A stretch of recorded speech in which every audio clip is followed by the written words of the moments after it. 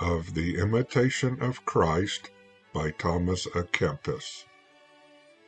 Book 3 of Interior Consolation. Chapter 18. That temporal miseries are to be borne with patience, after the example of Christ. Son, I came down from heaven for thy salvation.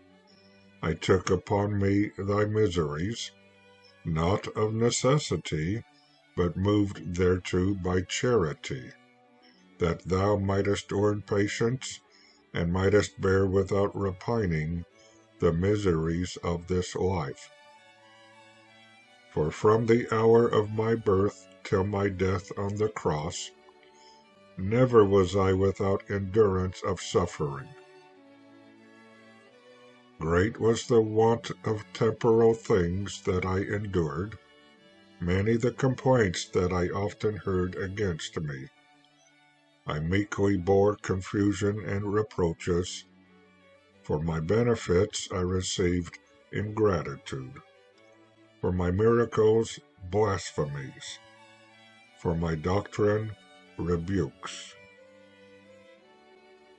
Lord, because thou wast patient in thy lifetime, in this chiefly filling the commandment of thy Father, it is fitting that I, a pitiful sinner, should, according to thy will, take all with patience, and should, as long as thou pleasest, support the burthen of this corruptible life in order to my salvation.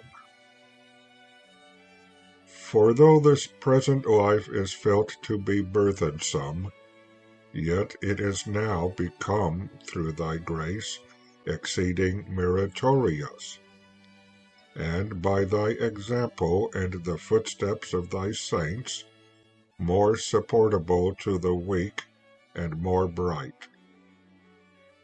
It is also much more full of consolation than it was formerly under the old law, while the gate of heaven remained shut, and the way also to heaven seemed more obscure, when so few cared to seek the kingdom of heaven.